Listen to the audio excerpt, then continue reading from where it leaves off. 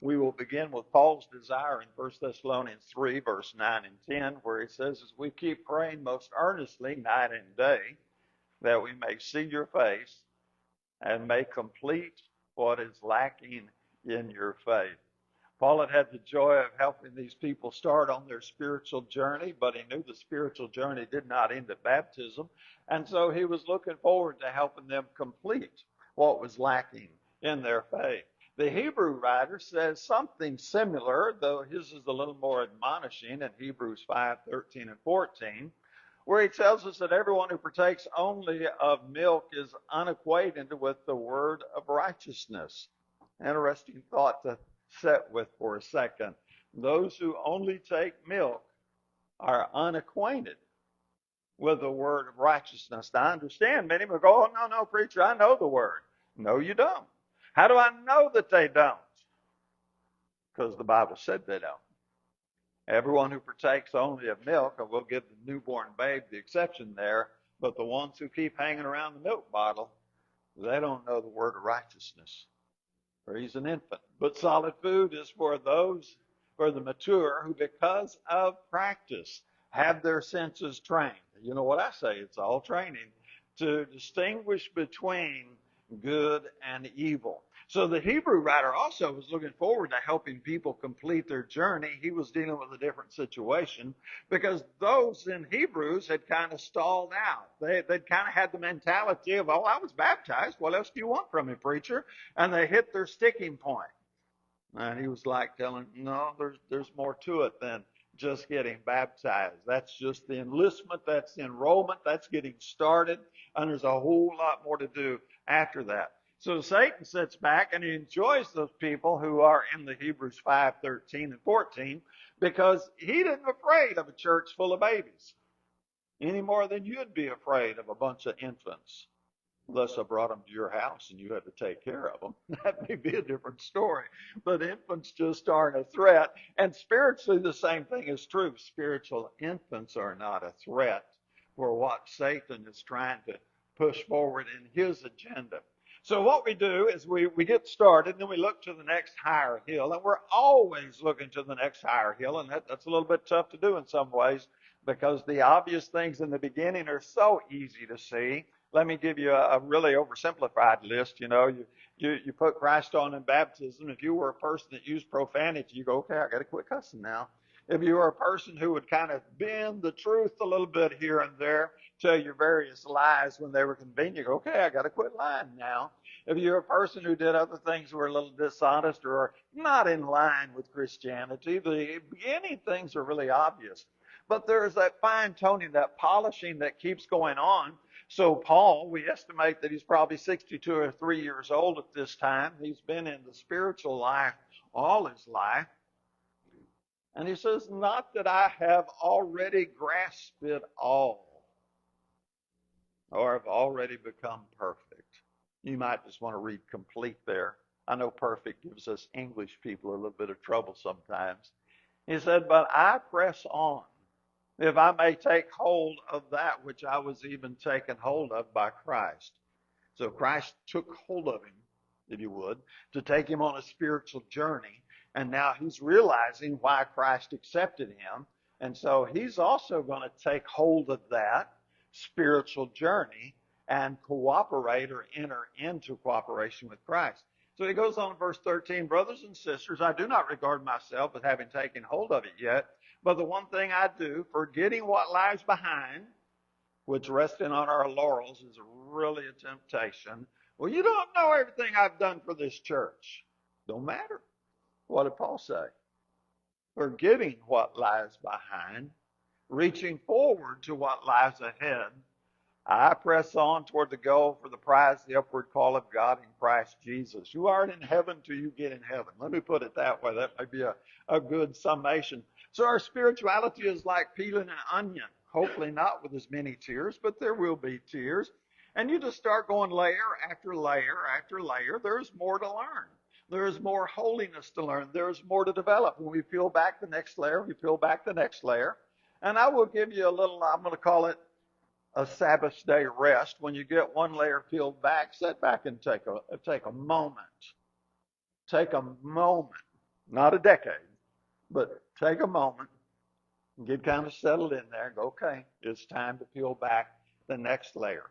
And then look for these subtle traps. This first trap, now this is just that, okay, you've got a name, you're alive, yet you're dead. That was the church of Sardis.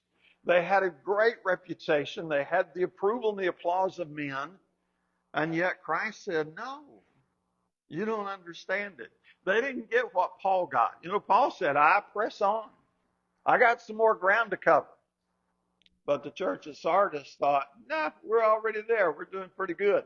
So baptism isn't your finish line. And that gets a little confusing because where do we put so much emphasis? Baptism. Where do we want to get someone? Into the baptistry. Is that wrong? No, that's not wrong. That's part of the Christian teaching. That is where I would put that in the enlistment process. And then so we enlist, we enroll, and then that's our start. That's just the beginning. But we are so intense on getting someone to enroll that so often after we get them baptized, we think, okay, got them baptized. We can rest now. No, it's not the way it works.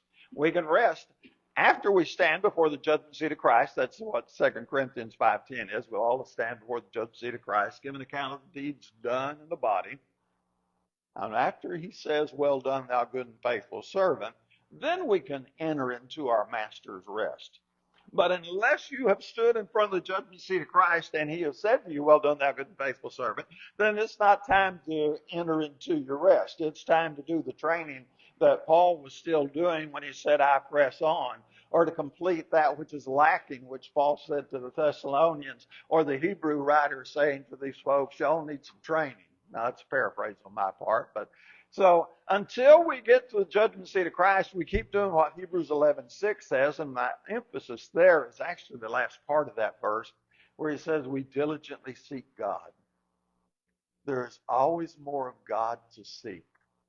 If God is infinite, now we're finite. Now we got some more stuff we can learn. We got some higher heights that we can reach. We can still keep traveling on the upward way. So it's a tough truth because we have this thing like, I want my diploma on the wall. I want my little gold sticker or something that says I'm done. And it's a long process. And just being kind and moral, that doesn't prove your spirituality. A person can be very generous, but that doesn't prove that they're right with God. Now think about all the people you know in your circle of life. Do you know people who are anything but godly? Now that may be the wrong way to say it. They're your co-workers, and you can trust them to show up on time, and you can trust them to get the job done, and they're going to tell you the truth. But they hadn't been in a church building in 14 years. You get the idea? There are even atheists who have good moral ideas. They don't believe in a creator, but they think you ought to be kind and considerate and tell the truth and, you know, all that kind of stuff. So you have those things, and yes, this is part of what we practice, but it is not the completion of what we practice. So this is where Sardis messed up, because these things, they do please people. How many of you like that coworker who's honest and trustworthy? He's going to do his job. You know he or she's not going to stab you in the back, and you can rely on him. You go, I like those people.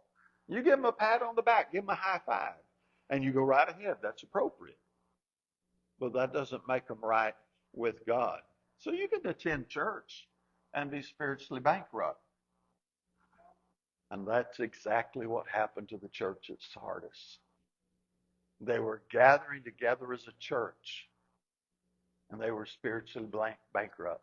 If you go on down a little bit further in the chapter to the church at Laodicea, I believe that starts at verse 13, maybe 14, they had the exact same problem. They were gathering together as a church, but they were spiritually bankrupt.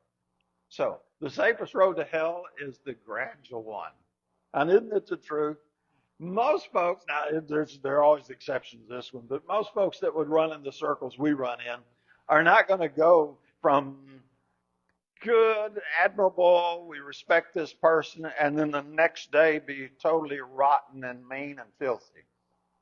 Usually the road to hell or destruction is that real slow, gradual drift off course that is so subtle that they don't even know they've drifted off, and they'll tell you they haven't. And so you realize there's no point that you and I get to where we can go, okay, I can coast the rest of the way. I've read the Bible all the way through. I can coast the rest of the way. No, you can't. Paul said, I press on. Well, I'm X number of years old. I can coast the rest of the way. No, you can't. Now, if you've lost your mind, you're senile, and you're laying in a nursing home, okay, we may have a different situation there. But if you're still up and about doing your own business and dealing with people, no, there's no coasting the rest of the way. There's still more of God to see.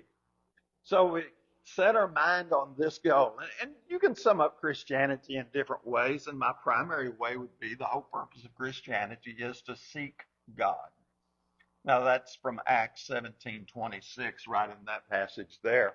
But also we can do it this way. Therefore, having these promises, beloved, let us cleanse ourselves from all defilement of the flesh and spirit. Need to break those down sometime. Perfecting holiness in the fear of God. And then Peter would say it this way, but like the Holy One who called you, be holy yourselves also in all your behavior, because it is written, you shall be holy, for I am holy. So we're going to seek God through imitating his holiness. 1 Corinthians 11:1 tells us to imitate Christ. Paul said, imitate me as I imitate Christ. So we're going to do the imitation thing. We're going to learn how to be holy as God is holy. We're going to keep perfecting that holiness. And there's always room to refine and sharpen things as we go through the different stages, or some people like to say different seasons of life. And we do go through the different seasons of life. I think it's really kind of fascinating because I can think back when I was a teenager, was 16, knew everything. It was a wonderful time of life. It's a great place to be to know everything. And then I got older and older, and I kept looking at those young kids, wondering how dumb they could be. Well, they wondered how an old goober like me could know anything, right? Because they knew everything.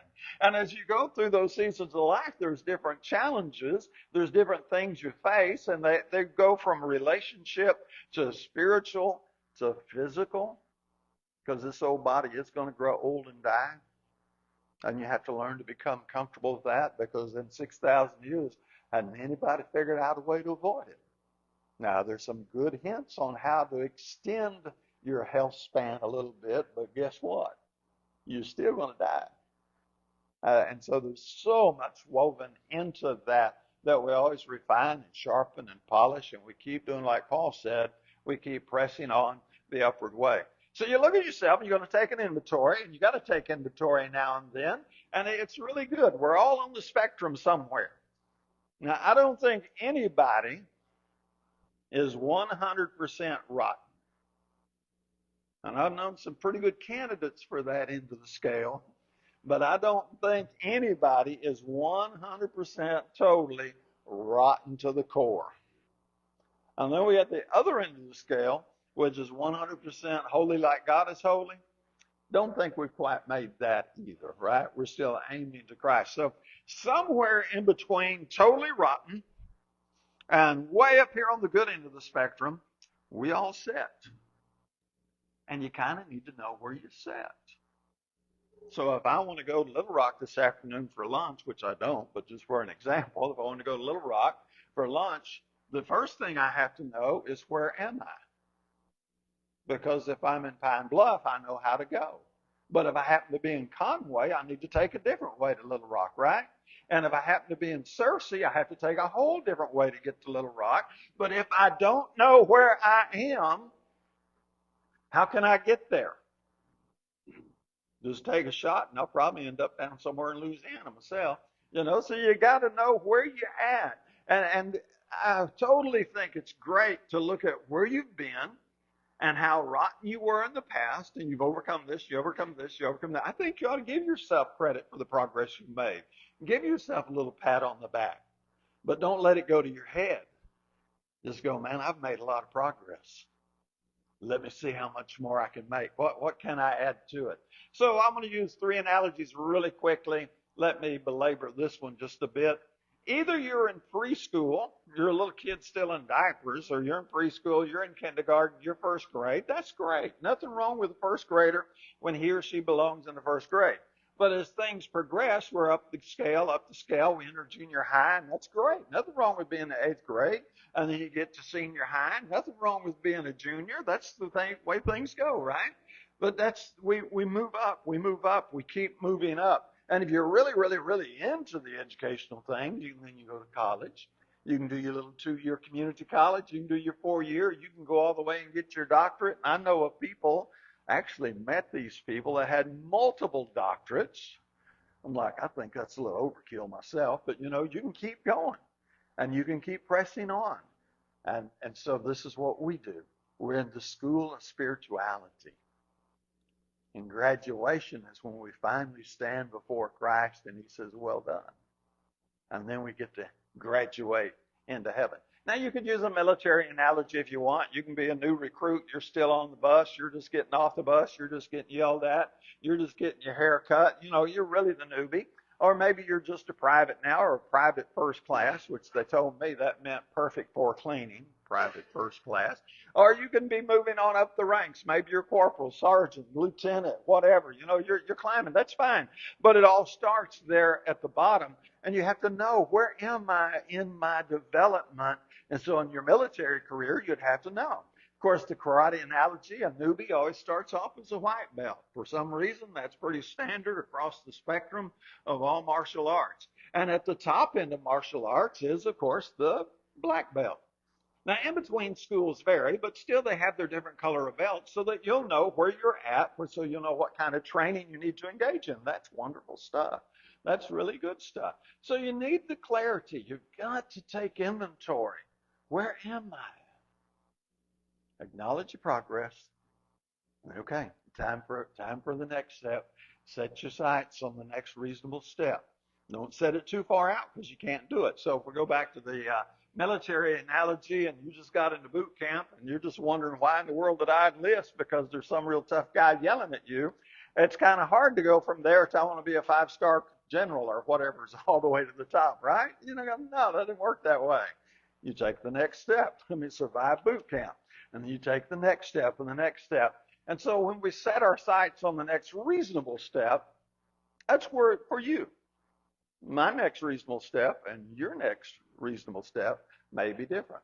Then we understand it's all a do-it-yourself thing. Ain't nobody going to come along and do it for you. Paul said, work out your own salvation with fear and trembling. So the instructions are in the Bible. It's there.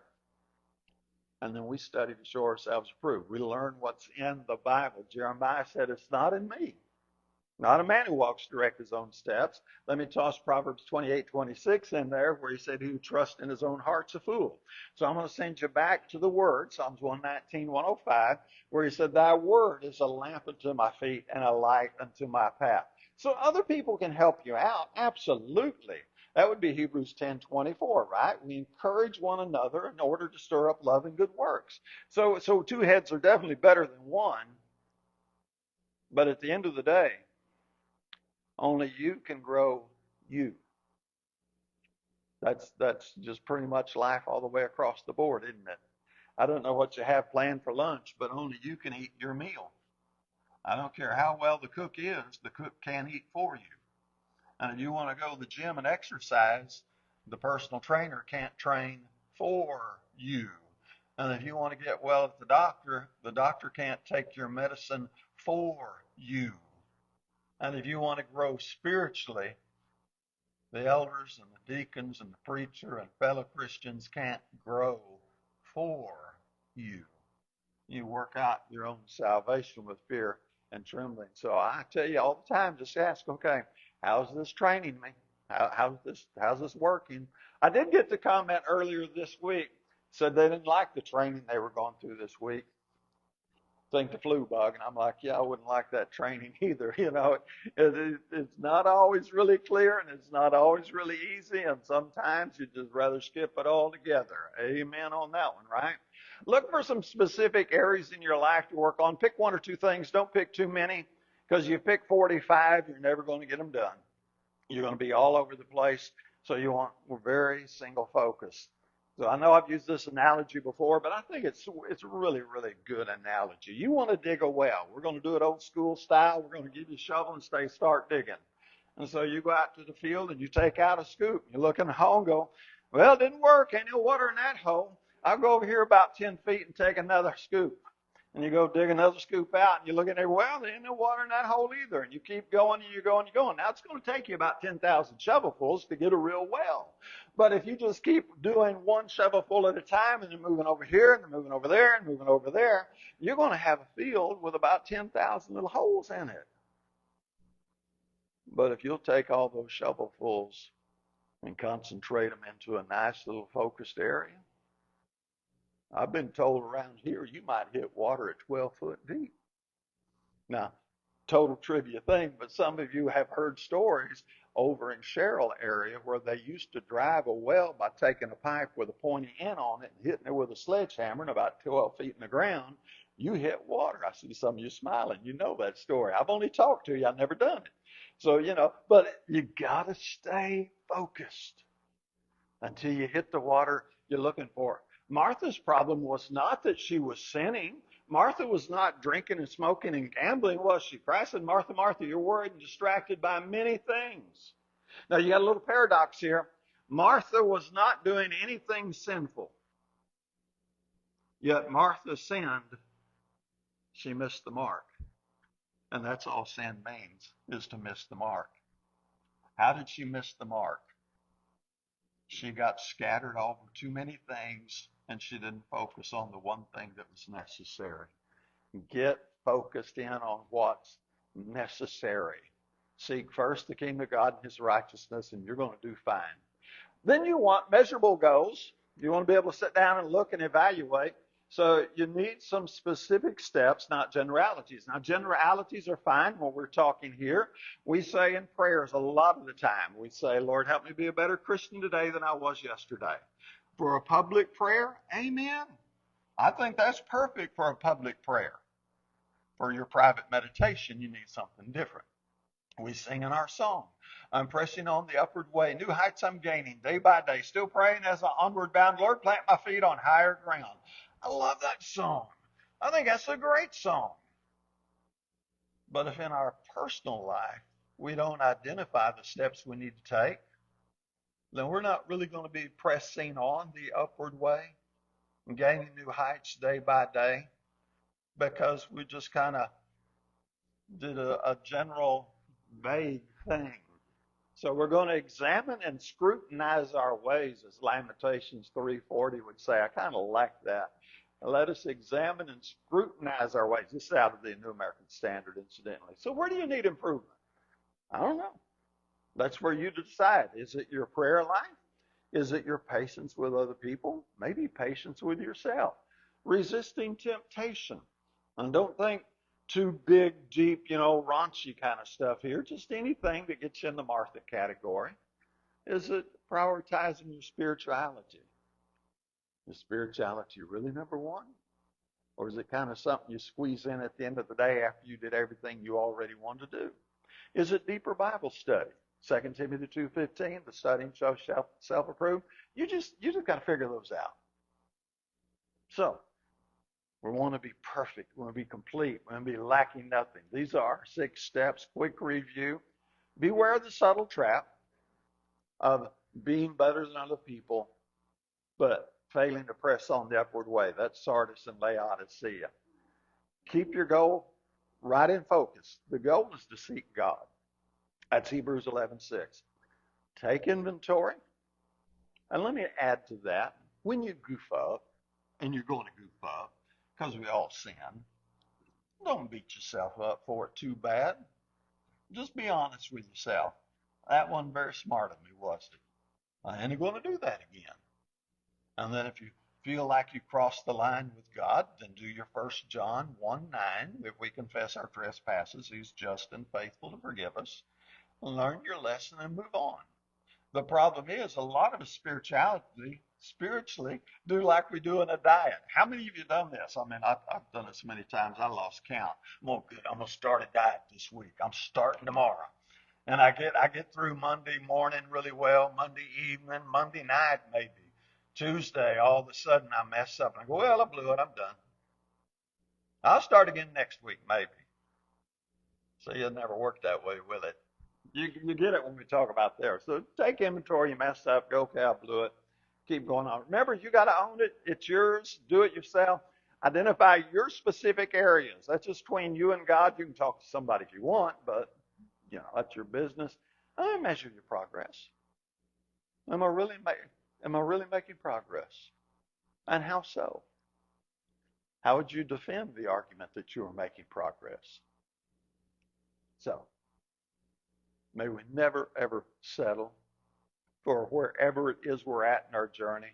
May we never ever drift off of that upward way. And may we always keep pressing on the upward way, because the joys just get better and better day by day.